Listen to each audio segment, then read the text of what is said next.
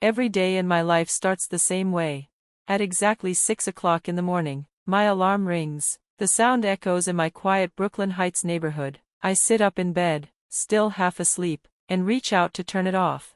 When I pull back the curtains, I always see the tall buildings of Manhattan, soft and hazy in the early morning light. I live on the third floor of an old brownstone building, and this view always brings a strange kind of peace to my heart.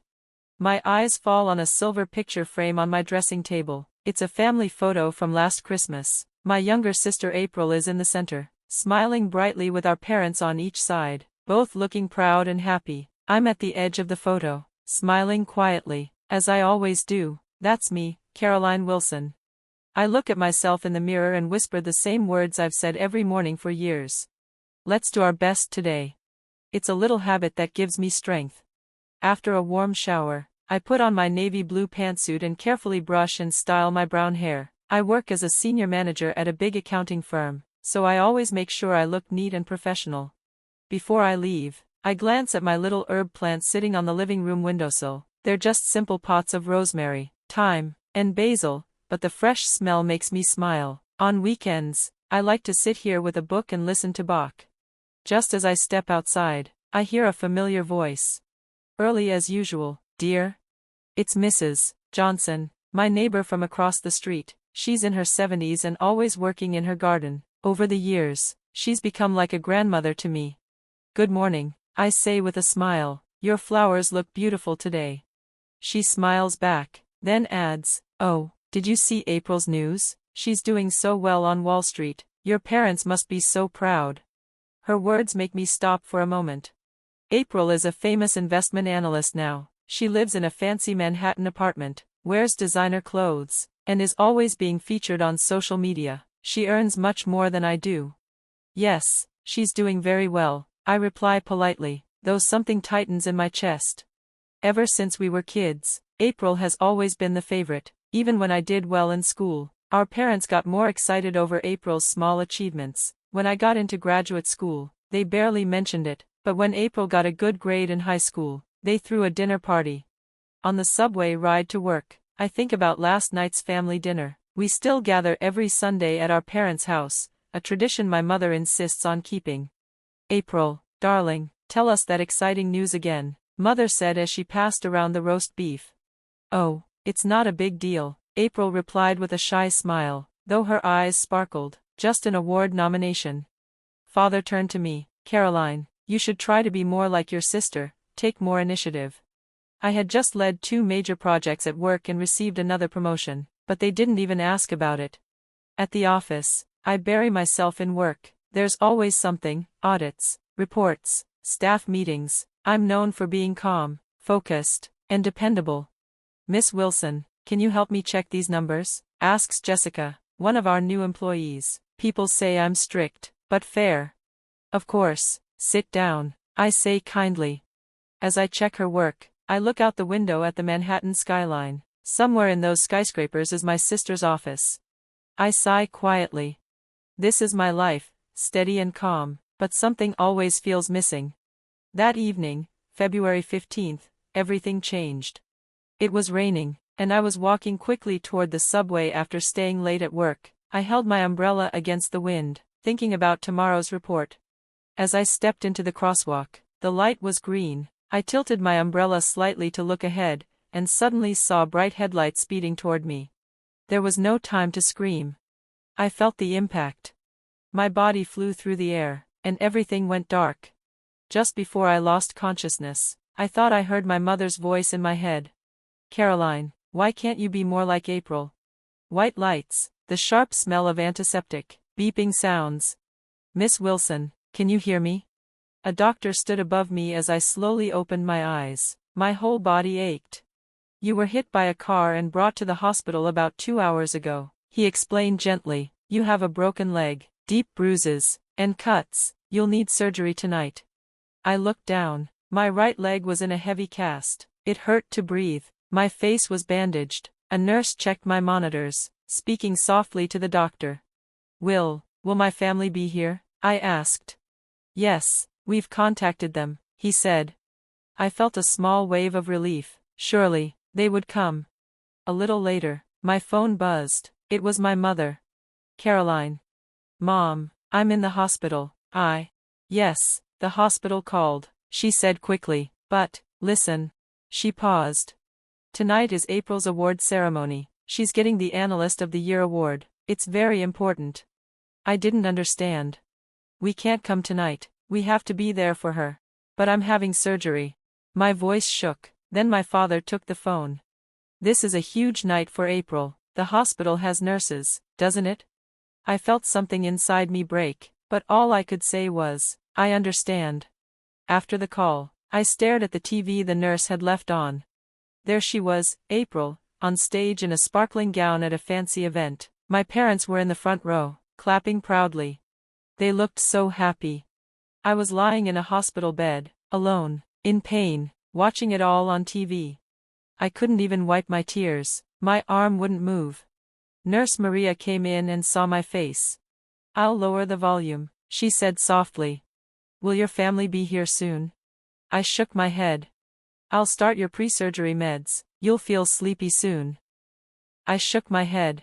I'll start your pre-surgery meds. You'll feel sleepy soon. As she adjusted my I stared at the ceiling and thought about my life, all the quiet effort, all the things I never said, all the love I gave without asking for anything back. Then the hospital staff came to wheel me into surgery. As the hallway lights passed overhead, I made a quiet promise to myself. This would be the start of a new life. When I woke up, it was morning. The nurse told me the surgery had gone well. I was still in pain, but the worst was over. My phone buzzed again. 7:15 a.m. Mom was calling. I hesitated, but I answered. Hello? Caroline, are you still at the hospital? Her voice was sharp and panicked. I heard Father's voice in the background. Yes, the surgery went fine. Caroline, we need to talk to you. Right away, April. Mom started crying. Father took over. We're coming. There's something serious. But it's not visiting hours. That doesn't matter. Before I could ask more, the TV in the room switched to breaking news. Wall Street star April Wilson arrested in $20 million fraud case. I stared in shock as I saw my sister on screen, being led away in handcuffs, hiding her face. They said she used client money to buy luxury things, cars, jewelry, trips. Everything she had built was a lie. A few minutes later, my parents rushed into the room. Mother hadn't even washed her makeup off. Her eyes were red and swollen. Father looked pale and lost. Caroline, please help April, Mom cried, grabbing my hand. We need money for her bail. It's $3 million. We're putting up everything we have, but it's not enough. We need your savings, Father said. All of it. My savings? I asked, shocked. The money I had saved for years, over $1, 8 million, working long hours, living modestly, never asking for much. We can't let April go to prison, Mom begged. She's still young. Her life will be ruined. If you give us everything, we can manage the rest, Father added. I looked at the ceiling. The drip ticked slowly in the quiet. Then I asked one simple question. Why didn't you come last night, when I was in surgery? Father answered, like it was obvious. We told you, it was April's big night. Which turned out to be a fraud too. My mother couldn't say a word. She looked shocked and heartbroken. For years, all she ever cared about was April's success. Nothing else seemed to matter.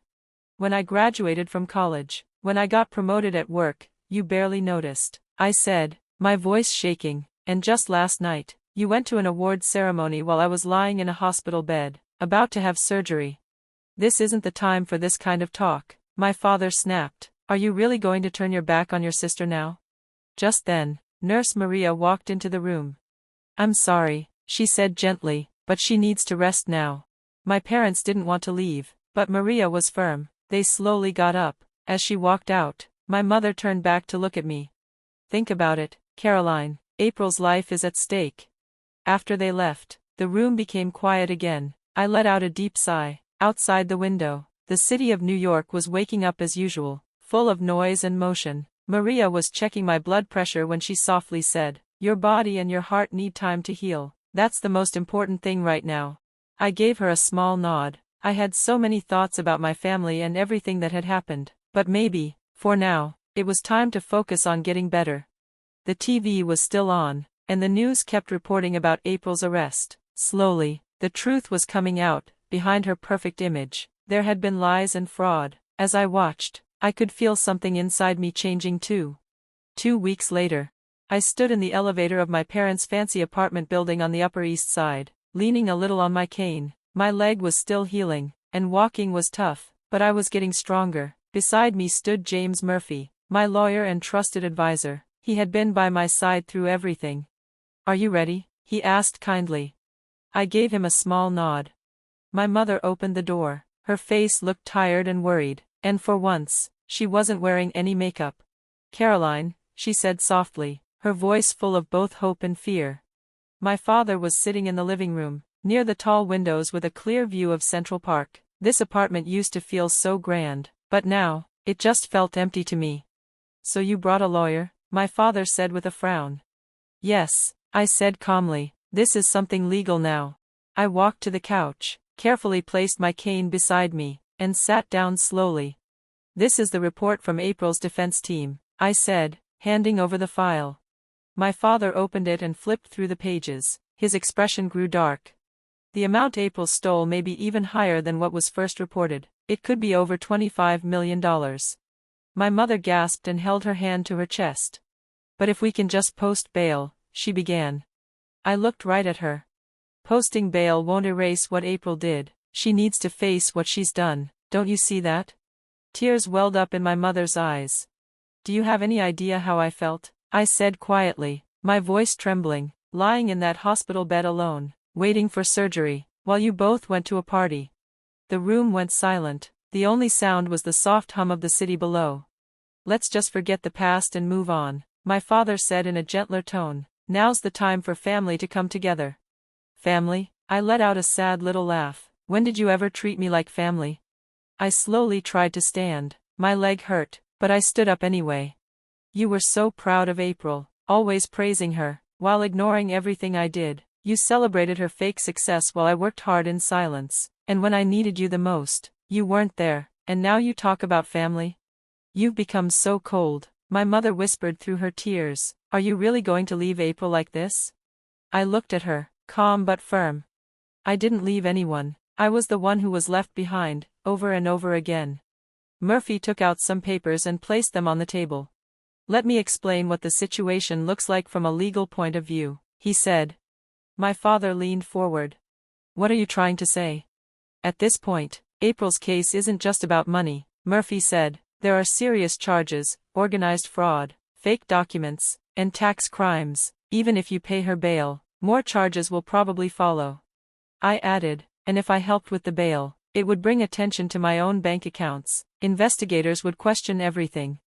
My father's face turned red with anger. "You're going to help put your sister in jail?" I met his eyes. "Covering up crime, turning your back on your daughter, choosing money and status over love, that's the real shame." My mother broke down and cried. My father stood up and glared at me. "After everything we did for you, you dare to act like this? You owe us." I stood taller, this time without my cane. "Love shouldn't come with a price tag. If raising me was something you wanted repayment for, then maybe it was never love at all." "Get out," my father yelled. "You're not my daughter anymore." I nodded. "You're right, maybe I never really was."